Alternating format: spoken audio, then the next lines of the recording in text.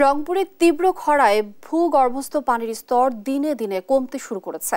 বিভিন্ন উপজেলায় কমপক্ষে 7 ফিট পানির স্তর নিচে নেমে যাওয়ায় কৃষিতে খরচ বাড়ার পাশাপাশি প্রাকৃতিক দুর্যোগের শঙ্কা বাড়ছে।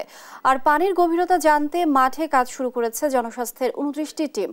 জলবায়ু পরিবর্তনের প্রভাব আগাম ঠেকাতে ভূগর্ভস্থ পানির উপর নির্ভরশীলতা কমিয়ে আনার পরামর্শ বিশেষজ্ঞদের।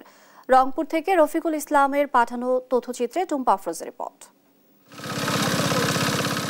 রংপুরের দক্ষিণ মমিনপুর এলাকার আকমল হোসেন বৈশাখের তপ্ত দুপুরে বেশ কয়েকবার চেষ্টার পর মেশিন চালু হলেও গতি নেই পানির। ঘণ্টাখানিক পরও পানি না ওঠার এমন কষ্ট তাদের নিত্যদিনের।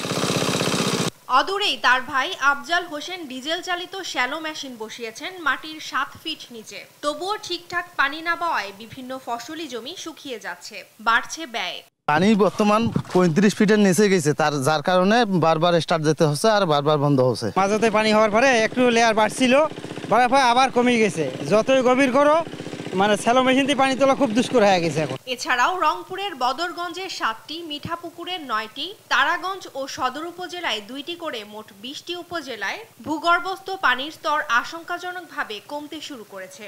এলাকাগুলোতে এবার 33 থেকে 35 ফিটের আগে পানি মিলছে না বলছেন চাষিরা। এখন সকাল থেকেই শ্যালো চলতেছে, সে জমিতে এখনো পানি হইতেছে না।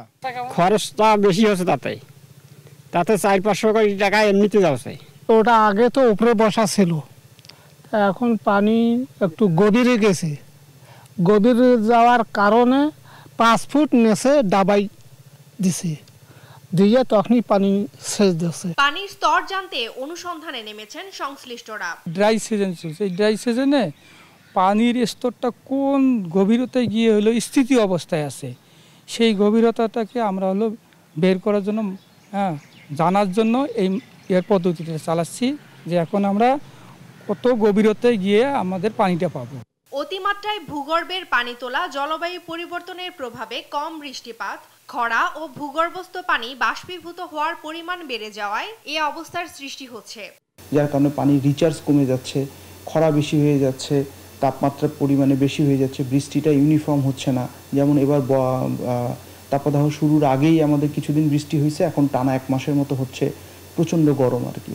সো এরকম ভেরিয়াস কারণ আছে। ক্লাইমেট চেঞ্জ তো অবশ্যই একটা ইস্যু। এই সকল কারণেই মূলত আসলে পানির লেয়ারটা একটু নিচে নেমে যাচ্ছে।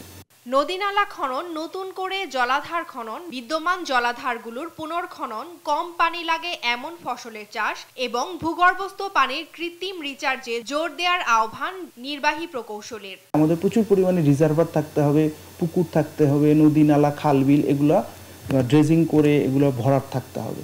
আর এলোমেলোভাবে পানি ব্যবহার করা যাবে না। আর ইরিগেশন পারপাসে আমি সাজেশন করব, গভর্নমেন্টেরও আছে, টার্গেট আছে, সেটা হচ্ছে যেসব জায়গাতে আমাদের সারফেস ওয়াটার অ্যাভেলেবল আছে ওই সকল জায়গাতে আমরা সারফেস ওয়াটার ব্যবহার করে ইরিগেশনটাকে করব। ভূপৃষ্ঠের উৎসের ওপর নির্ভরতা বাড়ানোর পাশাপাশি সমন্বিত উদ্যোগ নেওয়ার আহ্বান নদী গবেষকদের। ভূগর্ভস্থ পানির উপর চাপ কমিয়ে এই উপরিতলে পানি ধরে রেখে চাষাবাদ করতে হলে একটা সমন্বিত প্রচেষ্টা আমাদের লাগবে। সেখানে ভূমি মন্ত্রণালয়, জনপ্রশাসন মন্ত্রণালয়, আমাদের পানি সম্পদ মন্ত্রণালয়, অনেকগুলো মন্ত্রণালয়কে একসাথে করে এই কাজটাকে এগিয়ে নিতে হবে। দেশ জুড়ে খরা পরিস্থিতি সৃষ্টির আগেই কার্যকর উদ্যোগ নেওয়ার দাবি পরিবেশবিদদের। নিউজ ডেস্ক, দেশ টিভি।